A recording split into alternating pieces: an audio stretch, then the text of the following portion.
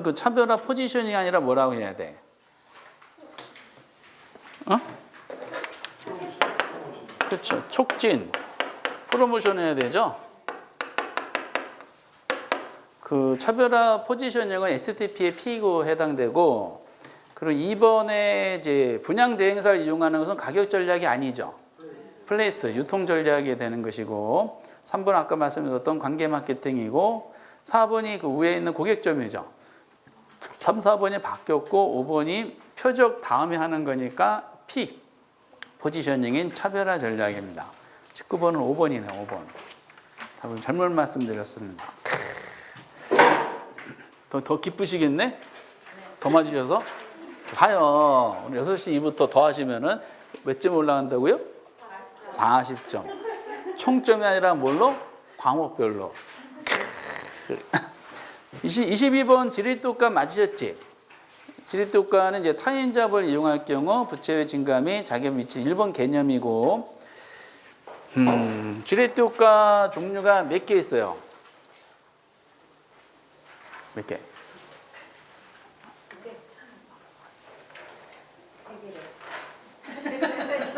세 개 있지. 정해지랬대.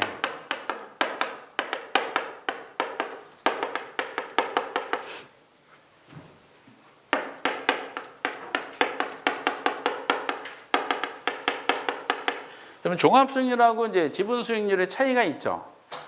종합수익률은 대출 낀 거야, 안 낀 거야? 종합수익률은 안 낀 거. 대출 안 끼고 내 돈만 가지고 투자했을 때 자기 자본 수익률이고, 여기랑 비교는 지분수는 뭐다? 대출을 끼고 투자했을 때 자기 자본 수익률이에요. 그 대출 낀 거랑 안 낀 거의 차이잖아. 지분과 종합의 이 차이가 다 적어드리면은 지렛대 효과의 크기입니다. 지렛대 효과를 되게 좋아해요. 이 레버리지라는 게 투자의 기본이기 때문에 그렇죠. 부동산은 비싸니까 자기 돈 가지고 투자하기가 좀 어려워요. 뭐 주식도 뭐 레버리지를 이용하는 사람이 엄청 많은데, 그리고 저당 수익률이 있죠. 이게 대출 이자율이잖아. 그렇지? 그럼 얘가 지렛대 역할을 하는 거지. 그럼 종합하고 요거 두 가지, 이 두 개를 비교해 가지고 뭐가 나와? 지렛대가 뭐 종류가 나오는 거야. 정의냐 부냐 중립이냐 따지는 것은 종합하고 저당이지. 그 종합이 저당보다 크면은 당연히 정의 지렛대가 돼요. 그럼 지분도 종합보다 어떻게 돼? 커져요. 근데 크기를 결정해야 되잖아. 요 부등호 크기랑 요 부등호 크기가 같을까? 같은 수준이 다를 수도 있겠지. 이게 더 커질 수도 있고 더 작게 커질 수도 있는 겁니다. 이 크기를 결정하는 게 위에 나오는 개념 뭐다? 부채 비율이야, 부채 비율. 그리고 이제 부의 지렛대 효과는 얘네들이 이제 반대죠. 그리고 중립적 지렛대 효과는 얘네들이 이퀄 관계가 이렇게 되는 세 가지. 이걸 가지고 문제를 지지고 먹죠. 근데 굉장히 중요한 거 하나 있다 그랬어요. 공식을 우리가 이론 강의할 때 활용도가 요걸 많이 하셔야 돼. 자세하게 우리 계산 문제 특강한 건 아니니까. 그러면은 대출 안 끼면 두 개는 같을 수밖에 없겠지. 그렇죠? 내 돈만 투자했을 때 대출 꼈어. 그럼 대출을 꼈을 때 수익률이 요거보다 더 많은 수익이 나올 걸 기대하면서 투자한 거잖아요. 그래서 가로가 나오지. 가로가 뭐다? 종합 수익률에서 뭐를 빼라 그랬어? 저당 수익률을 빼지. 그럼 가로 내용이 요거랑 두 개지 비교한 거잖아. 이걸 통해서 뭐가 나온다고? 지렛대 효과의 종류. 그러면 이게 여기까지가 지렛대 효과의 종류야. 예를 들어서 종합이 10%고 저당이 8%야. 그럼 빼면은 플러스 값이 나오지. 그렇죠? 당연히 정의 지렛대가 나오는 겁니다. 종합이 10%고 저당이 10%야. 빼면 얼마 나와? 0이 나오지. 중립이 나오는 것이고, 종합이 10%고 저당이 15%는 가로가 얼마가 나와? 마이너스라는 부의 지렛대가 나왔지. 근데 여기 플러스 2 마이너스 2가 그대로 반영하는 것이 아니라 곱하기 뭐 하라고요? 부채의 비율. 그래서 아까 지렛대가 개념이 저당이라는 타인잡을 이용할 시 뭐 부채비율의 증감이 어디에 미쳐본 효과? 자기 자본이 미쳐본 효과. 그러면 요거 있죠? 부채비율과 얘가 지렛도가의 크기가 되는 것이에요. 그러면은 잘 보세요. 지분은 종합 더하기 가로잖아. 그럼 얘가 종합이 넘어가 안 넘어가? 이퀄에서 얘가 넘어갈 수 있어 안 넘어갔어? 넘어갈 수 있지. 그럼 지분에서 이게 넘어가면 빼기로 바뀌잖아요. 종합이 요 가로랑 똑같지. 결국 이게 지렛도 크기가 지분과 종합의 차이가 되는 겁니다. 차이가 지렛도가의 크기를 결정하게 되는 거. 구조상 그렇다는 뜻이에요.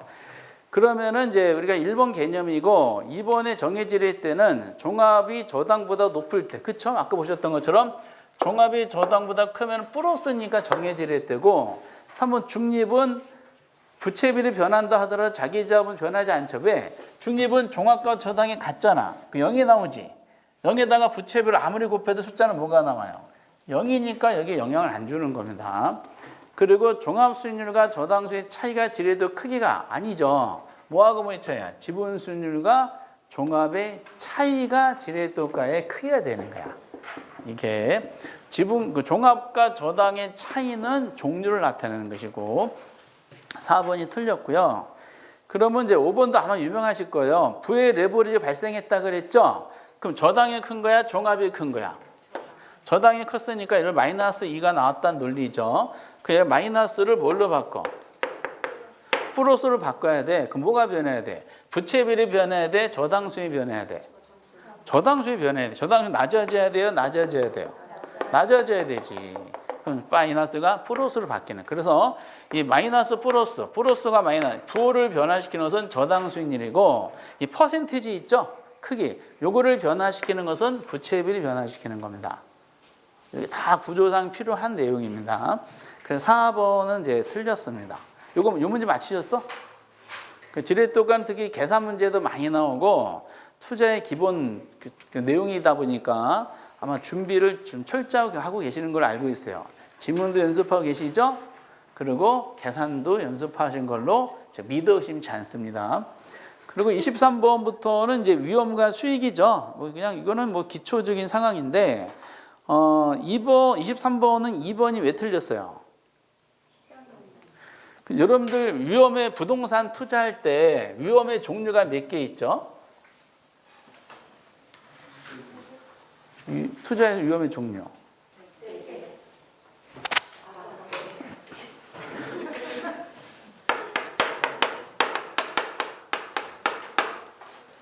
그럼 사업상 위험할 때 개념 뭐가 나와?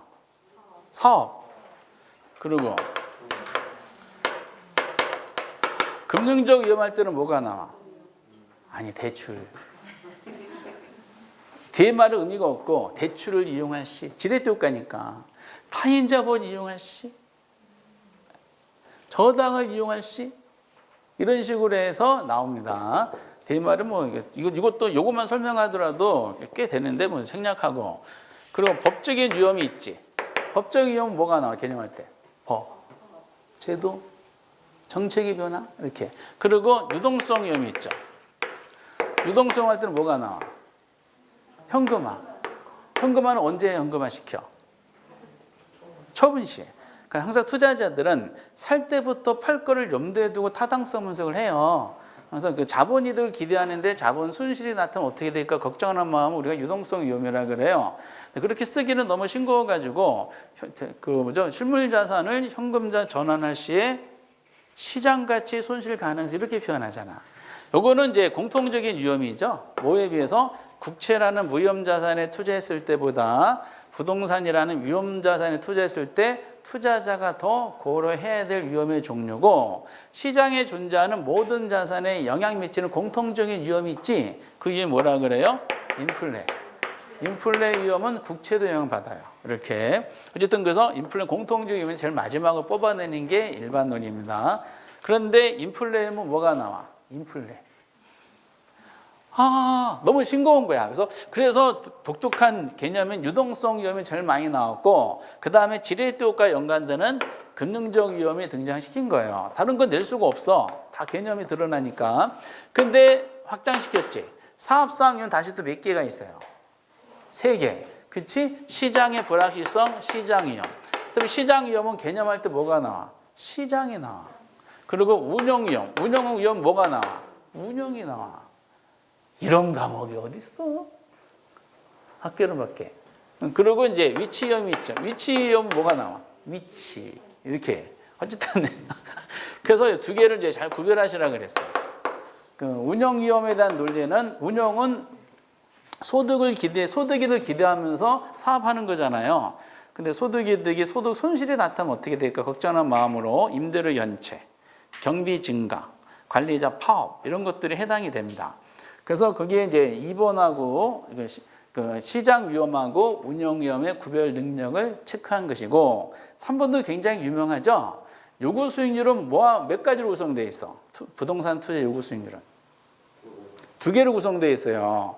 하나는 시간에 대한 비용이 뭐다? 무위험률. 또 하나는 위험에 대한 비용이 위험할증률. 근데 그 위험할증에서 위험에 대한 보상이 위험할증률이잖아요. 투자자가 모든 위험에 대한 보상을 상대방한테 요구할 수 있어 없어?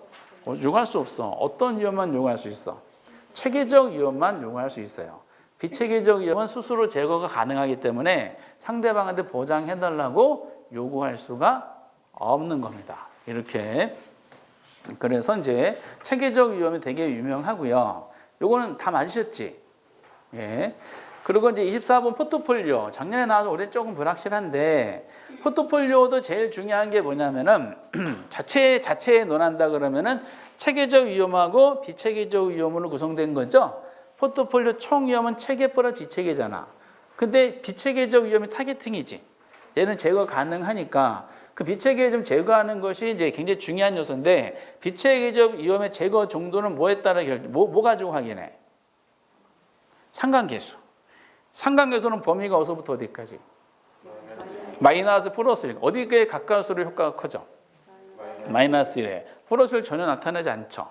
그리고 이제 그 다음에 평균 분산 기준이라는 거 아시죠? 평균, 동일한 수익일 때 분산, 위험이 낮은 거. 그리고 분산, 동일한 위험일 때 수익이 높은 거. 그 평균 분산 논리에서 도출한 곡선은 무슨 곡선? 효율적 전선. 평균 분산 기준 나면 동시에 효율적 전선이 떠오르셔야 돼요. 효율적 전선의 모양은 어떤 모양? 우상향. 여기가 중축에다가 뭘 잡아? 기대 수익률. 평균이니까. 여기는 분산, 위험을 잡죠? 처음에 가팔라요? 완만해요? 가팔라요. 점점 위로 갈수록 완만해져요. 왜 그런지 아시지? 그렇죠. 그러니까 이거를 평균 분산 위에 도출한 것이 효율적 전선. 효율적 전선상에 있는 상품들은 어느 게 우수한지 알 수가 없죠. 그럼 어느 걸 선택하느냐는 투자자들의 위험에 대한 태도에 달라지죠. 그 위험에 대한 태도를 나타내는 게 뭐다? 무차별 곡선. 그리고 무차별 곡선과 효율적 전선의 무슨 점? 접점. 이거 접점 우리가 뭐라 그런다? 이건 작년에 정답이었잖아. 최적 포트폴리오. 작년에 정답이 뭐였어? 최적 포트폴리오는 효율적 전선과 무차별 곡선의 접점을 말하는 이렇게 표현한 것이 작년에 정답이었던 기억 안 나실 거야. 왜? 오늘 오후 6시부터 공부하면 되기 때문에 그렇습니다. 이런 거 몇 개 없어. 그러면 결국 포트폴리오하고 평균 분산하면 얼마 안 돼요. 평균 분산에 대한 논리, 그 변이계수, 그리고 비체계적 위험, 상관계수, 효율적 전선, 무차별 곡선, 최적 포트폴리오. 이런 단어들에 대해서 질문을 할 때 헷갈리지만 않으시면 돼. 우리가 뭐 경영학처럼 복잡하게 표현하진 않습니다. 그러니까 용어상 장난친 거니까 4번 무차별 곡선이 아니라 효율적 전선이었구나라고 바로 캐치가 되셔야 되고 25번은 옳은 걸 물어봤죠. 당연히 해설에 나온 것처럼 1번에 현재 1억 원이 5년에 얼마? 이거는 일시불 내가계수잖아. 그죠? 1억 원이 하나에 여러 개야. 하나니까 일시불이고 5년 후 금액을 물어봐서 후죠. 일시불의 내가계수가 되고요. 2번 같은 경우는 요즘에 트렌드 질문이고 이게 작년에 정답이었는데 여러분 연금이 현가계수의 일시불의 미래가치계수를 곱했더니 연금의 내가 이렇게 나왔죠. 그럼 공식을 알아야지 풀 수 있는 거예요. 그 연금의 현가계수 공식이 어떻게 됐었어요?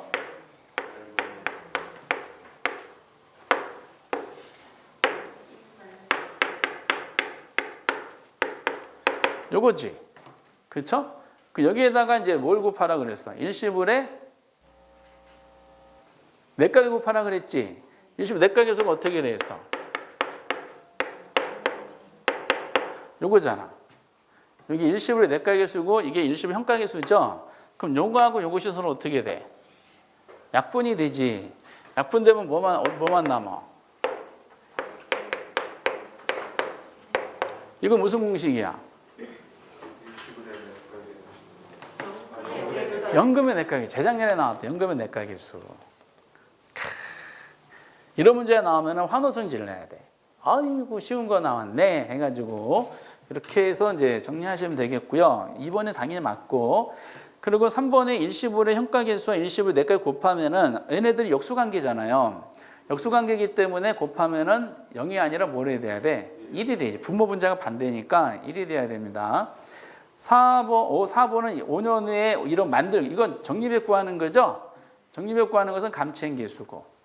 그리고 우리가 5번에 미상한 저당장을 계산할 때 뭘 가지고 활용한다? 연금의 현가계수 가지고 하지. 이것도 오래 주목하셔야 돼요. 다시 한번 확인만 해볼게.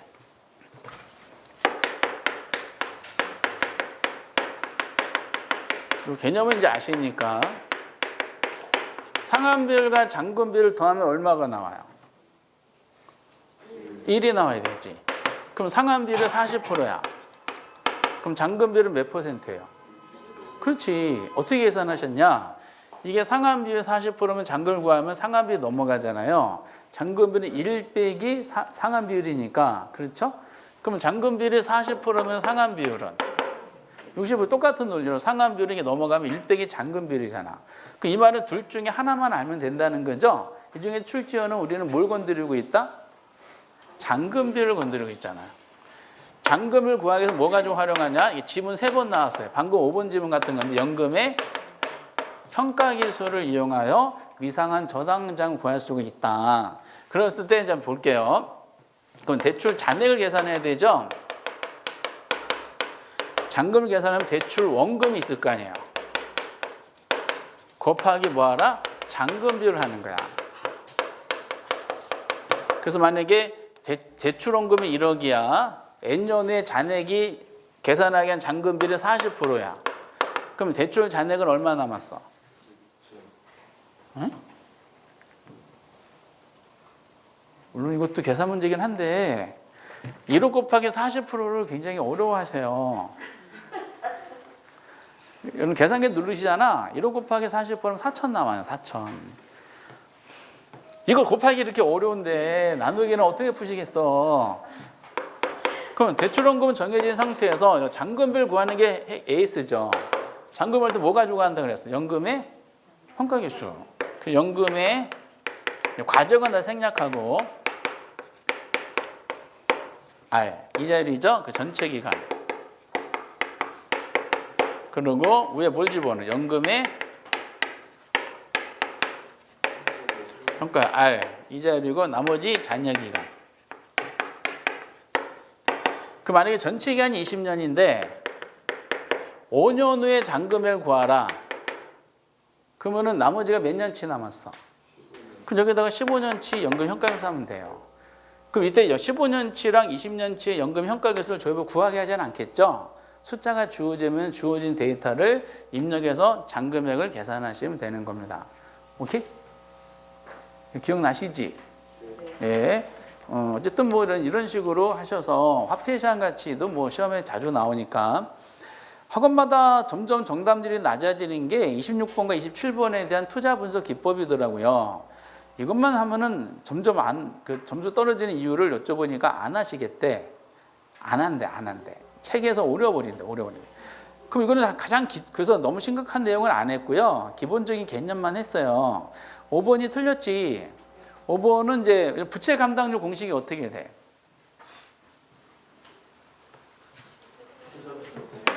그렇죠. 가이순전후 중에 순하고 서비스 사이 짝대기 그으면 되죠.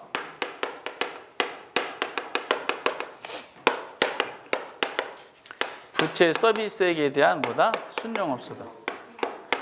부채 감당률은 대부분 담으로 많이 나왔잖아. 대부비율이 일방적으로 많이 나오고 그다음 부채 감당률인데 이 부채 감당률에 대해서 개념을 표현할 때가 세 가지가 있었어요. 그동안에 시험 지문에서. 재작년에 나왔던 게 가장 최근인데 재작년 어떻게 나왔냐? 부채 감당률이란 순영업 소득이 부채 서비스액의 몇 배가 되는지를 나타내는 비율이라 이랬잖아. 맞는 말이지. 그죠? 또 하나 표현은 부채 감당률이란 순영업 소득을 부채 서비스액으로 나눈 비율이다. 똑같은 말이죠. 부채 감당률이란 부채 서비스액에 대한 순영업 소득의 비율. 같은 말이지. 개념에 대한 논리를 다양하게 표현하고 그 다음에 많이 나오는 그 다음에 표현하는 게 판단이지. 모든 나누기 의사결정은 뭐라요? 모든 나누기는 1이지. 1. 그래서 1을 기준으로 1보다 커야지 긍정적이야, 작아야지 긍정적이야. 커야지 긍정적이지. 커야지. 야, 위에는 소득이고 밑에는 비용이야. 소득이 많은 게 좋아? 비용이 많은 게 좋아? 그럼 1보다 크다는 것은 소득이 더 많다는 뜻이지. 그러면은 암기하지 말고 구조를 보시면 돼. 감당률이란 감당 1보다 크다는 것은 뭐가? 순영업 소득이 이 비용인 금융비용이죠. 부채 서비스를 감당하고도 남는다. 이렇게 이제 여러 가지 아마 했었을 거야. 정답은 5번 이거 맞히셨지? 이거를 틀리시면요. 풀 수 있는 투자 분석 문제는 없어. 이거보다 쉽게 나올 수 있는 것은 가로형 문제 말고는 없습니다. 27번도 매년 나오는데 투자 분석 기법 중에 특히 화폐 시장가치를 고려하는 투자 분석 기법으로 순영가법, 수익성 지수법, 내부 순유법이 있죠. 그 직구태 자료에 있는 것만이라도 보시고 가셨으면 좋겠어. 이게 계산 말고는 어렵지 않아. 왜 어렵지 않냐면은 순영가, 수익성, 내부 수익률법에 대한 지문이 있죠. 지문은 지금 현재 기준으로, 현재 절약 개념으로 봤을 때 나올 수 있는 건 다 나왔어요. 기존에 나왔던 거를 말장난하는 거야. 그러니까 요것만 모아놓고 기출지문 연습하셔도 돼요. 그러면은 5번이 눈에 확 띄는 거 알 수가 있죠. 순영가법은 장래 수익을 현재가 구할 때 할인해야 되잖아. 할인율을 뭘로 할인한다 그랬어? 요구순을 할인하죠. 내부순을 할인하는 것은 내부순법이잖아. 그러면 5번이 순영가란 요구수익률을 할인한 현금유의 현가에서 유출의 현가를 차감한 값 이렇게 해야 되잖아요. 내부 수익률이 아니라 요구 수익률. 이거 몇 번 체크하죠, 여러분들? 5번 체크하셨어? 이거 5번 체크하시면 진짜로 전 세계적으로 자부심을 가진 실력자예요. 전 세계적으로. 국내에 머무르는 분은 아니고요. 전 세계적으로 상위 진짜 0.00001%에 해당되는 실력자분이에요. 틀렸다 개의치 마세요. 틀렸다 하시더라도 전 세계적으로 상위 0.01%에 해당되니까 우리 몇 퍼센트 이내만 내일 보면 합격해. 20% 안에만 합격하는데 벌써 이분 여유가 많죠. 이분은 오늘 오후 7시부터 공부하셔도 되겠다. 6시부터 1시간 정도 더 놓으셔도 되겠다. 나이트 가서 1시간만 넓게 오셔서 7시부터 그리고 이제 28번부터 금융이 넘어오는데 이분은 뭐 28번 그냥 한 거죠. 28번 2번이 맞죠. 2번이 틀렸죠. 조기 상환하는 게 이제 대출 차입자 조기 상환 위험이 커지는 경우는 시장일 상승시야, 시장일 하락시야. 시장일 하락시지. 그렇죠. 요즘에 과거에 대출을 조기 상환한 분이 계실까? 그 은행에서 상패줘요. 4년 전에 고정금리로 뭐 2%대 대출 받으신 분이 지금 거의 5% 육박하잖아요. 그렇죠? 미국은 더 심한데 그럼 이걸 조기 상환하면은 지금 5% 대출 받아서 조기 상환해야 되겠지. 그럼 은행에서 지점장님 버선발 씻고 나오셔가지고 은행 발전에 기여한 겁니다. 상패 하나 줘요. 근데 그 양심 있는 사람은 몰래 불러서 정신 차리세요. 이런 얘기도 같이 하고요.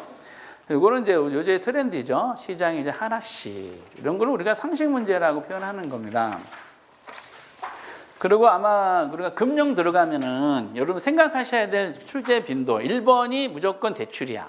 대출 상한이죠. 계산도 많이 나오잖아요. 그리고 두 번째가 리츠. 리츠 지금 완벽하게 암기하고 계셔야 돼. 아무리 안 해도 시커트에 있는 정도만이라 암기해 주시면 좋겠고요. 세 번째가 유동화. 그 나머지 기타가 PF. 그 자금 조달 방법 있죠? 지분금융과 부채금융, 매자금 구별하는 거. 그런 것들이 이제 부수적인 것이고 더 짜투리가 연금제도 이런 것들이 있어요. 그럼 29번은 MBS 종류인데 종류가 몇 개? 우리 시험 한 4개 일반제 하시면 돼. MBTS? MBB? MBTB? 세모. 그래서 위에 순서대로 채권 소유권, 원리금 수취권, 조기 상환은 기본 잡은 다음에 투투투 발발발 발투투. 이거는 뭐 학원마다 코드가 다르니까 여러분 공부하신 대로 정리하시면 됩니다. 그러면 2번이 틀렸죠. MBB 경우는 저당 채권 소유권을 누가 갖는다? 발행자. 이건 발발발이니까 발행자 갖는 겁니다. 30번에 PF 이거 맞으셨어? PF 공부하실 때도요. 여러분 정리하시는 게 되게 좋아. 이거는 공부하기가 편한데 PF는 이원적으로 접근하셔 공부하셔야 돼. 먼저 누구 입장? 사업주인 개발업자 입장. 또 하나는 누구 입장? 금융기관 입장. 그럼 금융기관 입장에서는 오로지 일관되게 하나야. 뭐? 아니. 은행 입장에서 리스크 관리지.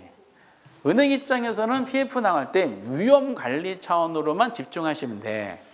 왜? PF가 일반 기업 대출과 다르잖아요. 일반 기업 대출은 기업이 대출 받으면 뭐를 제공해야 돼?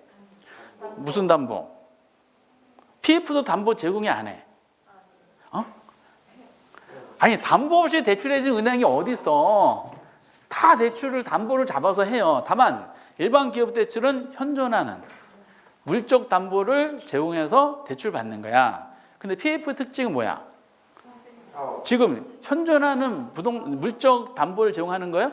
아니지. 아직 실현되지 않은 이거를 미실현 이익이라 그래요. 미실현 이익을 담보로 제공해서 그 개발 사업을 성공하기 위한 자금을 조달받는 거야. 그러면 실현되지 않는 이걸 담보로 잡았다는 것은 은행이 수익을 얻으려면은 뭐예요? 원금 회수하려면은 개발 사업이 수익이 나야 되잖아. 그렇지? 그러면은 위험이 커져야 작아. 커. 그래서 PF의 일관되면 은행 입장에서 뭐다? 위험 관리, 리스크 관리에 철저하게 돼요. 그래서 개발 사업을 성공하시기 자금을 PF 대출해 줬잖아요. 이거 사업주가 직접 관리하면 돼, 안 돼? 안 돼. 제3자가 관리하게 한다 그랬죠? 이거 대리라 그래. 대리, 자금 관리 대리. 대리를 영어로 뭐라 그래요? 에스크로라 그래, 에스크로. 그래서 신탁회사를 통해서 제3자가 PF 자금 관리하게 하고 또 하나. PF를 했는데 사업주가 중간에 파산하는 게 있을 수 있겠어, 없겠어? 있을 수 있겠지. 그러면 사업주의 채권자들이 사업주가 출연했던 PF에 투입된 자산에 대해 채권 수집되면 채권 들어오면 되겠어, 안 되겠어? 안 되겠지. 그래서 어떻게 해? 사업주하고 PF를 뭐다? 분리. 그러기 위해서 PF를 성공시키기 위한 별도 회사를 설립하죠. 그 회사를 우리 시험 요즘 뭐로 표현해? 프로젝트 회사. 그리고 은행들은 본인이 위험 감수하면서 자금 대출해 준 거잖아. 그럼 은행이 독박 쓰면 되겠어, 안 되겠어? 안 되지. 그래서 어떻게 해? 이해관계에 참여하겠어, 안 하겠어? 안 해요? 은행도 덤탱이 쓰면 안 되잖아. 물기시작도 써야 될 거 아니야. 보증보험이 필수적이야. 많은 보증보험 회사를 끌어들이겠죠. 뭐 하기 위해서? 위험을 분산시키기 위해서. 그러니까 이해관계에 많이 참여한다는 것은 절차가 복잡하겠어요? 복잡하겠어요? 그러면 대출 기간이 길어지겠어요? 길어지겠어요? 길어지겠지. 그렇지. 그리고 이제 성공만 하면 대박이죠. 그래서 위험이 크니까 수익도 큰 거야. 진짜 오르지 은행 입장 오르지 리스크 관리야. 리스크. 그러면 사업주 입장에서는 장점이 유명한 게 2개 있지. 하나가 뭐죠? 부해금 효과하고 뭐 비소득. 내용은 자세하게 안 하겠어요. 그러니까 다 아시는 거니까 2번이 틀렸죠. 비소구에 대한 내용이 설명됐는데 이건 금융기관이 아니라 사업주 또는 개발업자라고 하셔야 되는 겁니다. 기본적인 설정이고 그리고 이제 아주 반가운 리치가 나왔어요. 이 문제도 틀리시면요 맞출 문제가 없다고 보시면 돼. 그래서 투자회사 종류가 몇 개? 많지도 않아. 딱 3개밖에 안 되죠. 자기관리, 위탁관리, 기업구조 조정. 자기야는 거기 1번이 많이 나오고 있고요. 위탁과 기업 구조 중 부동산 투자회사는 어차피 투자회사라는 것이 투자자에게 자금을 모집하는 회사잖아. 근데 모집으로 끝나는 것이 아니라 그 돈을 본인들이 직접 운영하는 회사 자기야. 근데 위탁과 기업은 투자한 자금만 모집을 했고 본인들이 운영하지 않죠. 위탁과 기업은 모집한 자산을 누구한테 맡겨? 응? 오늘 6시에 꼭 공부하시고 가세요. 코트에 있는 거. 위탁과 기업은 본인들이 직접 운영하는 것이 아니라, 왜냐? 여기는 직원도 없어. 그쵸? 그럼 누구한테 위탁해? 자산관리회사한테 위탁을 하는 거지. 자산관리 위탁하는 거니까 보기 3번이 틀렸죠. 자산의 투자 운용 업무를 본인이 직접 하는 것이 아니라 자문회사한테 위탁하는 것도 아니죠. 자산관리회사한테. 자문회사 말 그대로 자문해주는 회사. 조금 더 들어가 볼까? 그럼 자산관리회사도 그러면은 국장한테 설립할 때 인가 받잖아. 설립인가 요건으로 자기 자본이 얼마 이상 돼야 돼?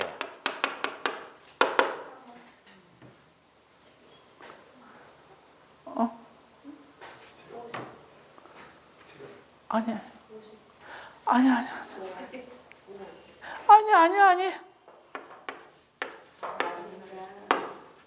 70억 이상 돼야 될 거 아니에요.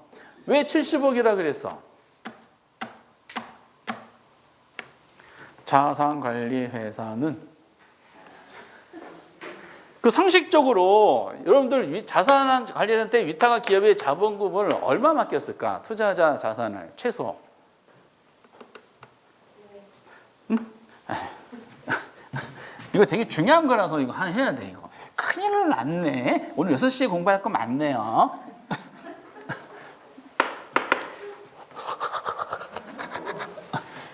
국장한테 영업인가를 받거나 등록을 해야 되지. 여기 항상 계산점이 중요해요. 영업이행을 받거나 등록을 한 날부터 얼마? 이건 아시네. 6개월 이내야 이후야? 그렇죠. 6개월 이내예요?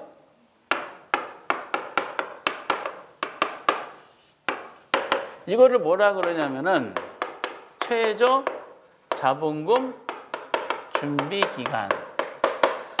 지난 6개월이 지난 후에 최저 자본금 있죠? 자본금이 자기한은 얼마 이상 돼야 돼? 오, 이거 아시네. 그리고 위탁과 기업은 각각 얼마 이상 돼야 돼?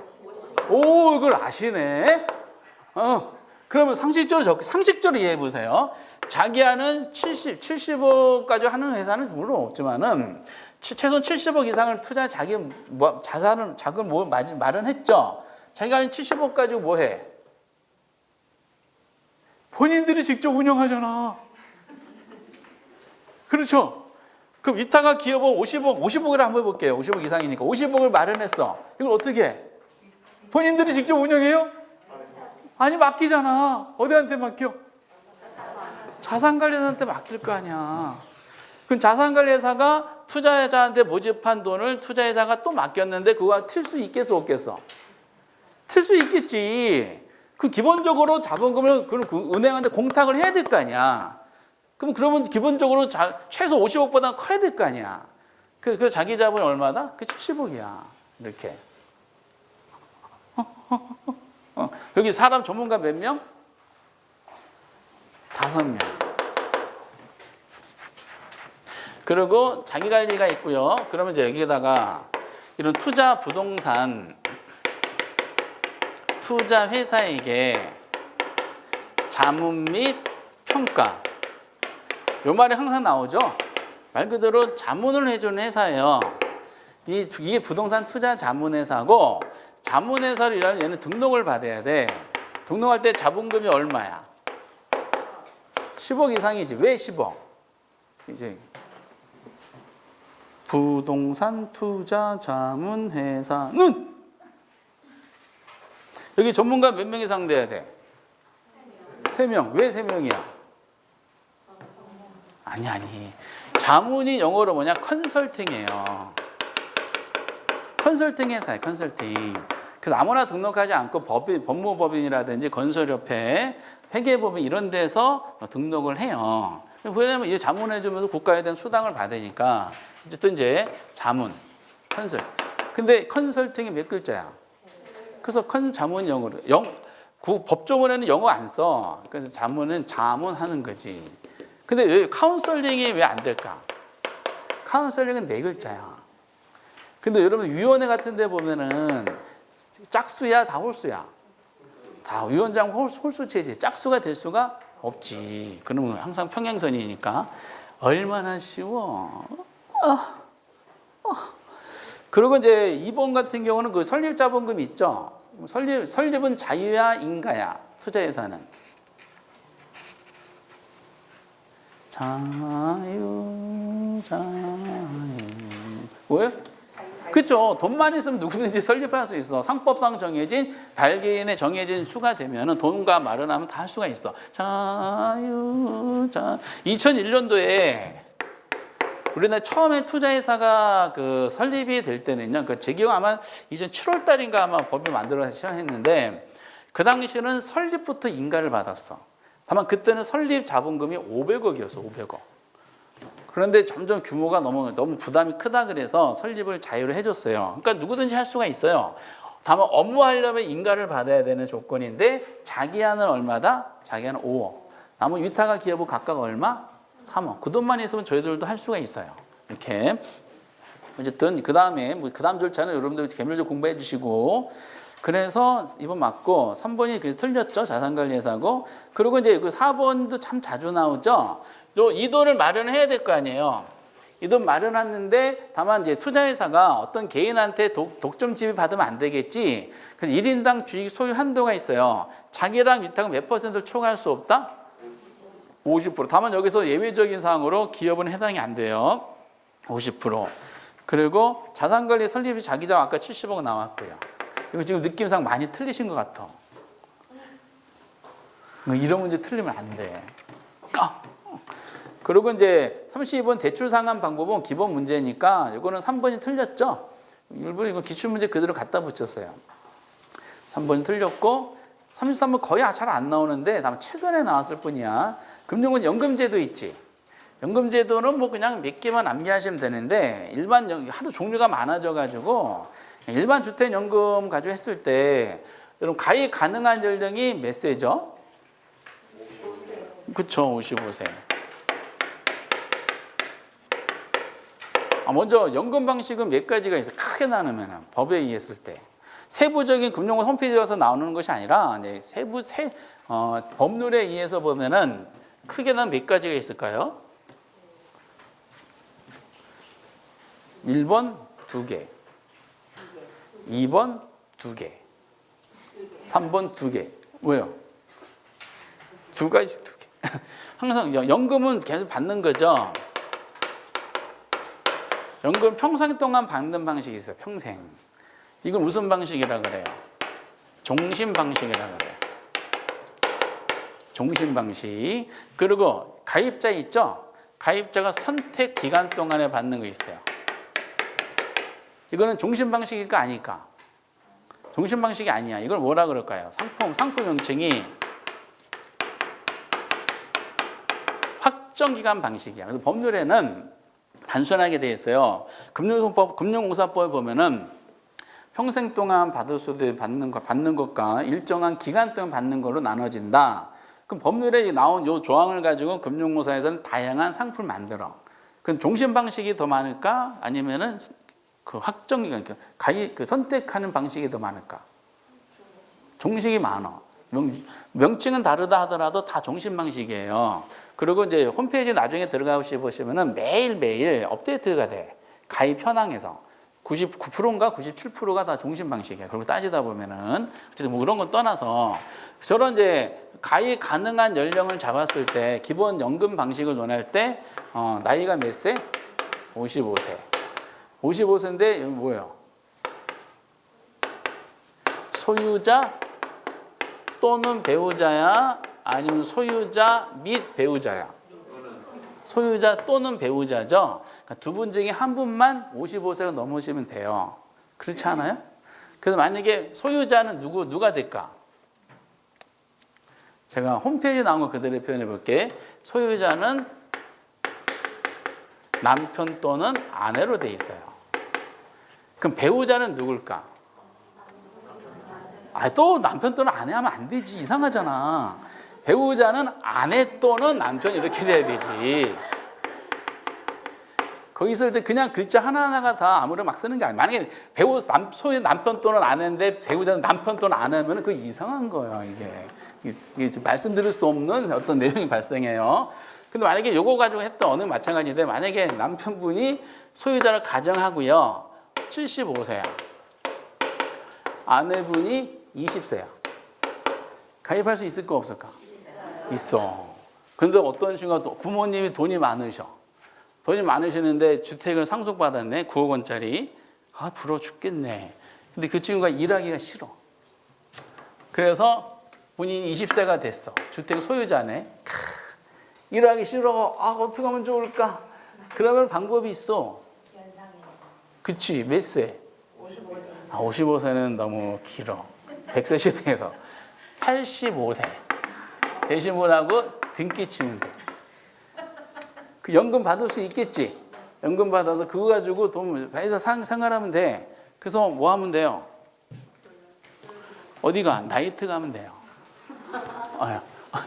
그런데 종신 계속 받았어. 10년 받았어. 그럼 이게 몇 세가 됐을까? 30세 되셨지? 그럼 이분이 혹시나 해서 만약에 사망하셨다면 가정해 볼게요. 10년 동안 연금 받았을 거 아니야. 그럼 연금은 그다음에 이분이 사망하시면 어떻게 될까? 연금은 계속 받을까? 아니면 중단할까? 안 줘. 거기서부터 중간 끝나는 거야. 이분 나이 기준 한 거잖아요. 연금을 안 받고 그럼 이 사람은 다시 또 연금을 받으려면 뭐해? 또 등기 쳐야 돼. 또 등기 또 85세에서 또 10년, 40세 또 10년에 또 40세, 50세. 그리고 본인이 55세 됐어. 이제 그때는 이제 다시 거꾸로 20세 신청해서 이제 주택 가지고 평생 나이트 가는 생활을 하면 되는 거죠. 괜찮지 않아요? 그래서 이게 만약에 주택 가격이 지난 9억이 기준인데 지금 높일 수가 없어요. 20억짜리 하잖아요. 그러면은 안 할 거야. 집 부동산 있는 사람들은 20억짜리 연금 신청해서 그거 가지고 안 하고 그냥 평생 놀고 먹고 사는 짓을 할 거예요. 그래서 아마 9억 원은 초과하지 않을 것 같은 느낌이 듭니다. 그리고 날짜 기준은 이제 근저당권 설정의 기준이다라는 거 몇 개는 아실 거야. 연금제도. 그래서 이제 3번이 틀렸고요. 그 1번과 2번 기본이죠. 1번은 23회 때 나왔을 때 정답 체크했는데 연금 가입자는 언제든지 중도상환 할 수가 있어요. 근데 수수료 있다 없다? 없어요. 이 당시 수수료 있다 그랬는데 이 수수료를 지불하면서 중도상환 할 수 있다 이렇게 나와서 오답 나온 사례가 있고요. 그 2번에 연금을 받을 권리는 양도 압류 대상이 안 돼. 그래서 담보로 제공할 수도 없어요. 기본적으로 알아두시고. 그리고 가격은 거기 4번에 나온 것처럼 이제 대상 주택이 나왔죠. 작년에 이제 그 주거 목적 오피스텔이 첨가된 건 아마 아실 것이고요. 그리고 5번에 우대 방식이라는 게 이것도 종신 방식 중에 하나인데 혜택을 주는 거예요. 근데 그 19대 자리 1억 5천이 되는데 바뀌었더라고. 이게 2억이야, 2억. 2억 미만의 1주택 소유자만이 소유자는 이제 우대 방식을 가입할 수가 있어요. 조금 더 연금을 많이 받는 겁니다. 거의 출제 가능성은 없고 나온다 하더라도 종합 문제 있죠. 종합 문제. 여러 가지 섞어서 한 문제 만들 때 가능성이 있는 파트입니다. 요거 맞히셨어 혹시? 더 디테일한 부분도 있는데 뭐 생략하게 이것만 하더라도 거의 30분 수업이니까. 그리고 34번은 이제 감정평가 넘어왔어요. 가치와 가격에 대한 논리죠. 5번이 틀렸지. 그 경제적 목적이 아니라 공익가치는 무슨 목적? 비경제적. 비경제적이죠. 여러분 가치와 가격에 대한 내용이 아시죠? 이게 아마 이순위 그 이론 부분에서는 작년에 지역 개별 분석이 2연타로 나왔기 때문에 가격 재원칙이 1순위고요. 그리고 가격과 가치에 대한 관계가 2순위야, 2순위. 그런데 이제 가격은 실제 거래된 금액이고 가치는 장래 이게 현재 가치죠. 그럼 가격은 기준 시점에서 몇 개만 발견돼? 하나. 왜냐? 얘는 과거 값이야, 현재 값이야. 그러니까 벌어진 사건이니까 확인하는 거니까 하나인데 가치라는 것은 장래 현재 가치니까 현재 값으로 구하려면은 할인해야 되죠. 그 할인율이 감정평가 목적이라든지 조건에 따라 다양하다 보니까 동일한 미래 이익이 예상한다 하더라도 현재 값은 다르게 나올 수 있기 때문에 가치의 종류는 많아요. 이렇게 그 가치 종류가 많다 그랬죠. 그 많은 가치 중에서 기준 가치를 정하는 게 목적이 중요하죠. 기준 가치 우리나라 감정평가 규칙에서는 무슨 가치라는 게 원칙이야. 가치 무수많은 종류 중에 무슨 가치로 평가하는 게 원칙? 1번 기준 가치인데 기준이 되는 가치를 정해야 될 거 아니에요. 기준 가치 정할 때 원칙이 무슨 가치를 구하는 게 원칙이다? 1번 시장 가치, 2번, 3번 그렇지 시장 가치. 그러니까 시장 가치라는 개념 아시고 그럼 시장 가치가 있을 거 아니에요. 그럼 시장 가치 개념도 나와 안 나와? 규칙의 단권이잖아. 시장 가치 개념할 때 5군데 장난치지. 먼저 뭔 시장? 통상적 시장, 통상적인 시장. 그리고 먼 기간,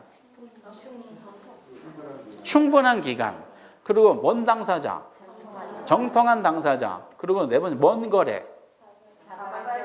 아까 그 앞에도 신중하고 자발. 아마 자발은 장난칠 것이 건덕지가 없어요. 자발을 타발로 내지 않을 거 아니야. 타발로 내는 순간에 벌써 말이 어색해. 그러면 신중은 신속 뭐까지 집어넣을 가능성이 있고요. 그리고 시장가치 객관적 가치잖아. 그 객관적 가치라는 걸 명시해 줘야 돼. 그래서 성립될 가능성이 가장 적다? 높다, 많다, 높다, 적다. 높다고 인정되는 대상물 가 이렇게 정의되는 거 알아두시고 예외 시장가치 외의 가치도 구할 수가 있어요. 그런 걸 보시면서 잘 한번 가치와 가격에 대한 논리를 많지 않으니까 19대 자료 있죠? 만약에 시간적 여유가 없으면 선택이야. 선택 안 나오면 그냥 운이 안 좋다 하시면 돼요. 감정평가는 그냥 가격 재원칙 한 번 더 보시고 오늘 6시 이후에 가격 그리고 가치와 가격에 정리해 드린 거 있죠? 그 두 개만이라도 한번 보시고 가시면 좋겠소. 뭐안 나오면 어쩔 수 없고 이렇게. 그리고 35번은 지역과 개별 분석 전통적인 문제인데 어느 게 하는 게 원칙이에요. 당연히 지역 분석 먼저 하는 거잖아. 근데 4번은 바뀌었죠. 지역 분석에서는 개별 파악된 자료, 이건 개별 분석이 먼저란 뜻이에요. 그러니까 개별 분석은 지역 분석에서 파악된 자료를 근거로 이렇게 하셔야 됩니다. 이제 올해는 뭐 나와야 될 순서가 충분히 성숙이 된 가격 재원칙이 나왔죠. 가격 재원칙. 뭐 기본적인 개념은 건너뛰고 기능적 감가와 관계되는 가격 원칙은 균형의 원칙. 경제적 감가 무슨 원칙? 적합의 원칙. 여기에 거의 일방적인 정답이죠. 균형과 적합이. 얘네들은 개념도 자주 나옵니다. 기준 시점. 무슨 원칙? 1번 변동의 원칙, 2번 번뇌 원칙. 변동의 원칙. 추가 투자. 기여의 원칙. 추가, 기여. 이렇게. 토지 잔여법. 수익 배분의 원칙. 얘네들이 2순위. 나머지 짜투리. 장래 예측의 원칙. 그리고 장래란 말이 들어간 게 많죠. 그래서 시험에 나왔듯이 예를 들어서 수익환원법에 근거가 되는 원칙. 예측의 원칙. 왜? 수익환원법이란 감정평가 규칙에 의하면은 수익환원법이란 어떻게 시작해? 장래 산출할 걸로 아니 기대되는 뭐 순수익이나 그다음 미래 현금으로 뭐 환원하거나 왜냐면 그 가로 문제가 나오니까 그 다음에 할인하여 이렇게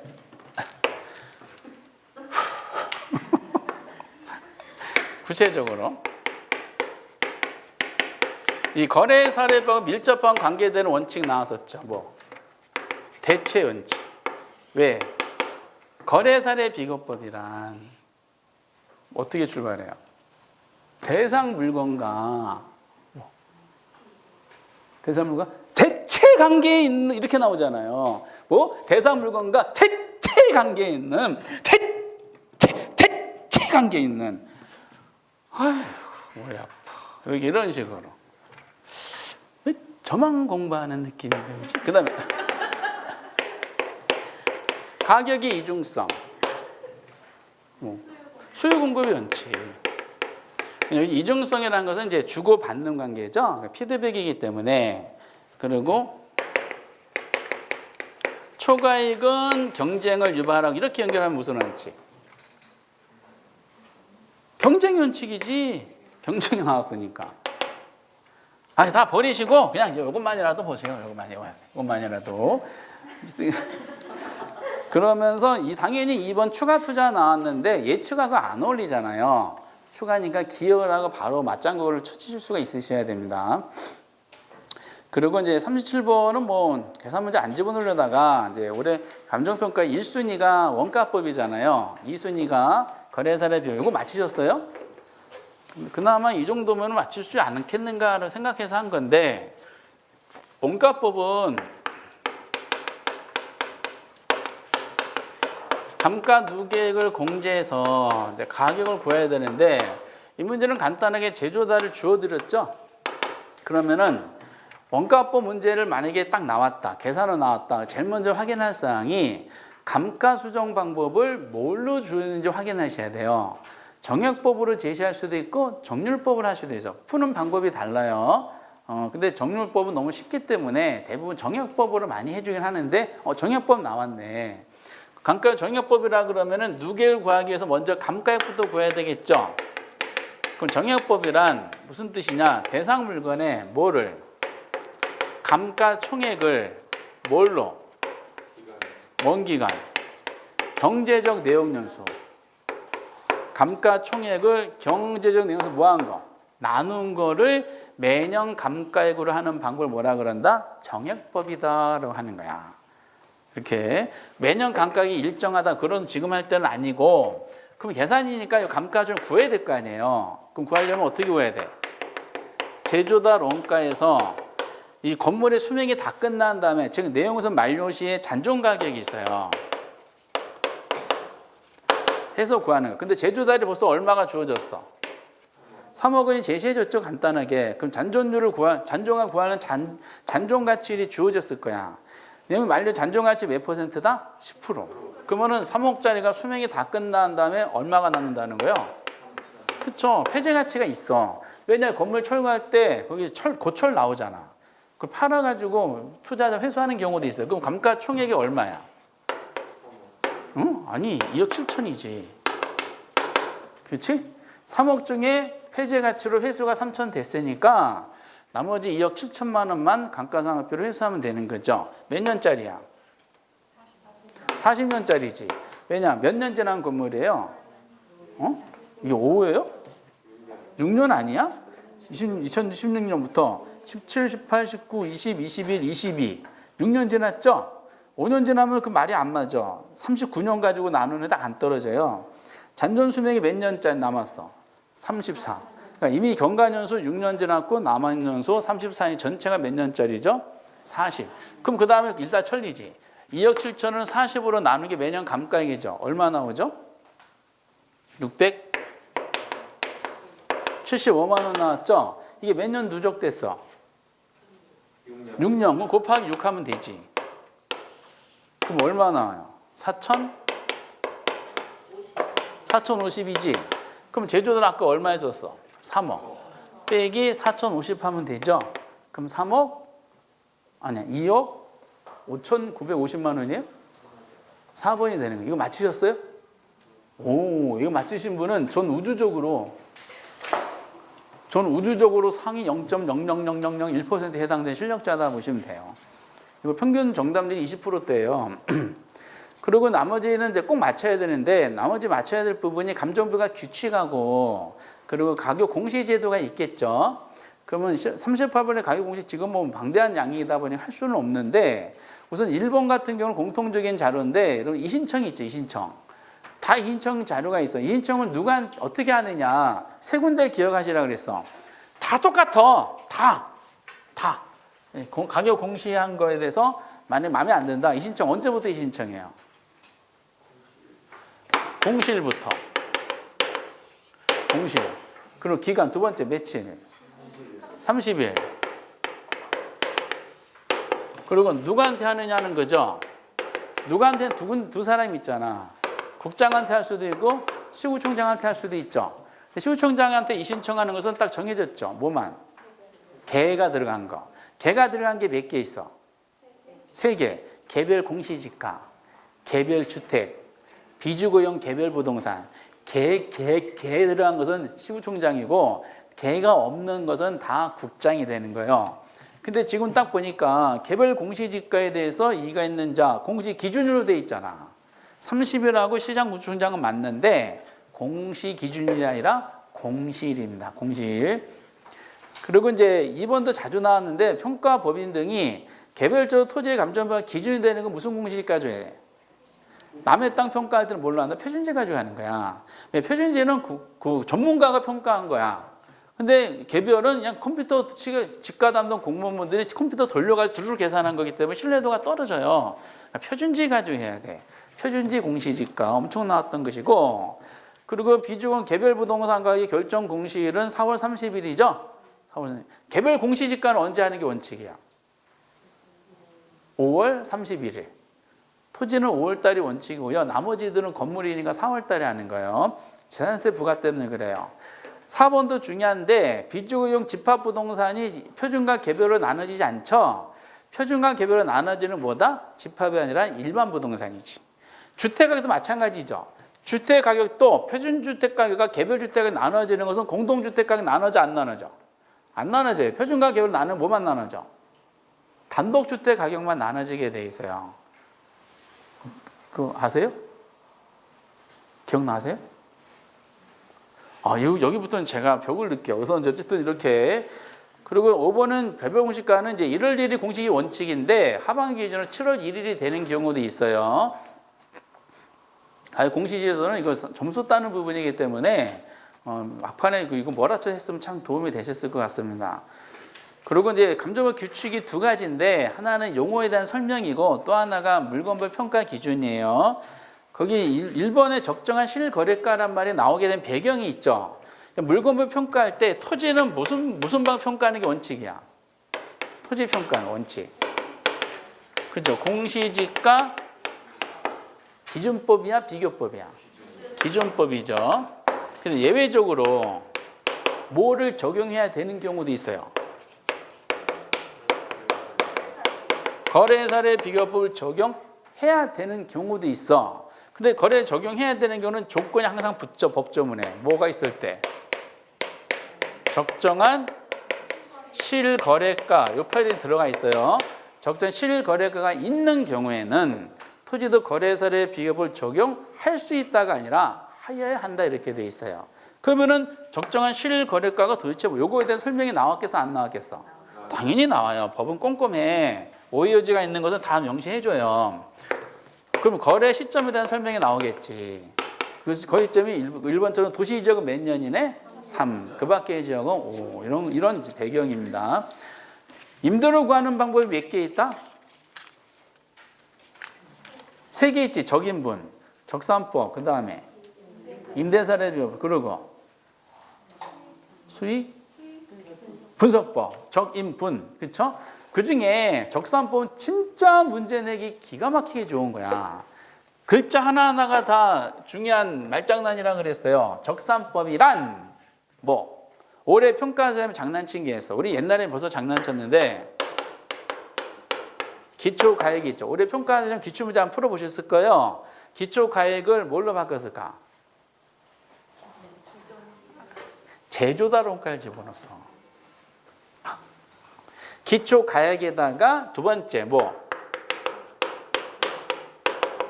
기대이율. 기대이율을 뭘로 바꿔서 냈을까? 우리 시험에서 환원율이에요. 환원율을 헷갈리게 하니까 환원율. 그 다음에 기대이율을 그 다음 뭐예요? 곱해요, 나눠요, 더해요. 곱하는 거야. 곱하율을 뭘로 바꿔서 나올까? 그렇죠. 나누어서. 퍼센티지하고 금액은 더할 수가 없기 때문에 곱 아니면 나누기예요. 나누어서. 그러면 기대수익이 나오겠지. 그러고 이제 이게 임대를 구하는 거니까 임대할 때 필요한 경비는 임대인 임차인이 전가시킬 거 아니야. 그래서 임대인 필요한 경비를 그 다음에 중요한 거 더해요, 공제해요, 더하여. 더하여를 뭘로 낼까? 우리 시험에 지금 장난치는 현상을 보면은 가감? 차감을 주로 내던데. 그래서 차감하여, 더하여, 그 더하여 대서 임대로 가는 방법 우리가 적산법이라 한다. 그 기기 빌, 우와. 여기다가 장난쳤잖아. 기억나시지? 대빵 재밌어요. 그리고 시상가격 조정할 때 비교 방식 중에 해당되는 공시가 기준법 거래사에 비하면 다른 방법이에요. 이거 또 기억하시고 나머지는 쭉 보시면 될 것 같습니다. 그래서 감정평가 규칙은 이제 진짜 오늘 새벽에 1시에 공부를 마무리 지셔야 되잖아. 더 하시면 안 돼. 내일 현장에서 막 주무시면서 푸시다 보면은 컨디션이 이제 제로 상태에서는 본인 실력을 발휘하지 못합니다. 그래서 충분히 이제 주무셔야 되는데 주무시기 전에 10분 있죠, 10분. 10분 동안에 우리가 19태에서 맨 마지막에 감정 규칙에 대해서 짐을 쭉 수수께 좀 해드린 적이 있어요. 그것만이라도 보셨으면 좋겠어. 그러면 이제 주무시기 전에 공부하신 것은 아침에 눈 뜨면 다 잊어버리겠구나. 아침에 공부해야 돼, 아침에. 그리고 내일 아침에 절대로 머리 감으시면 안 돼. 머리 감으면 머릿속에 좀 공부하신 게 다 지금 동산이야. 정착물이 안 돼 있어요. 동산 상태다 보니까 샤워하실 게 동산은 분리가 돼. 다 떨어져 나가요. 이렇게. 그 정착물 상태가 된 것은 지금 많지가 않아요. 이렇게 등등. 그리고 40번은 물건의 평가 기준이 있죠? 다시 한번 마지막 한번 확인해 볼게. 1번이 틀렸다는 답을 찾아서 아시는데 우리가 1번은 거래사례 비교법이 아니라 뭐라고요? 그럼 여러분 수익환원법을 주된 평가 방법이야. 수익환원 주된 평가 방법 하는 게 몇 개 있었다 그랬어?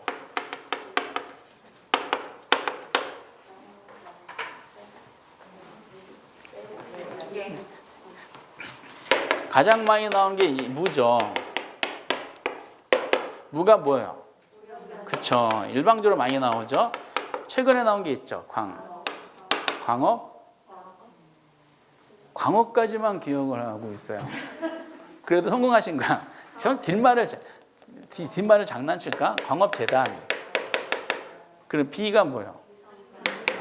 비상장? 주식이 아니에요. 주식하면 틀려. 채권. 그리고 기업가치. 그리고 이제 여러분 원가법이 있죠. 원가법을 주된 평가법 하는 게 있죠. 몇 개? 아니 4개. 주된 평가 방법 4개. 뭐? 건설, 성공. 건이 뭐예요? 건물. 설은 건설기계. 선은 선박. 공은 항공기. 4가지가 원가법을 주된 평가법 하는 거야. 나머지는 다 뭐다? 거래사례 비교법. 그렇죠? 임목은 뭘로 한다 그랬어? 거래사례, 과수원. 다만 임목 중에 아직 다 자라지 않는 나무 있죠? 소경목리, 그건 뭘로 할 수 있어? 그는 원가법으로 하여한다 할 수 있다. 그는 주된 평가법이 아니라는 거죠? 나무는 그냥 거래사를 하는데 소경목림은 원가법 할 수도 있다. 근데 문제가 항상 주된 평가법 하기 때문에 이렇게 보시면 돼요. 그래서 1번이 틀렸어요. 그래서 지금 40문제 푸셨잖아. 40문제 중에 오늘 25점 나오신 분 계시지?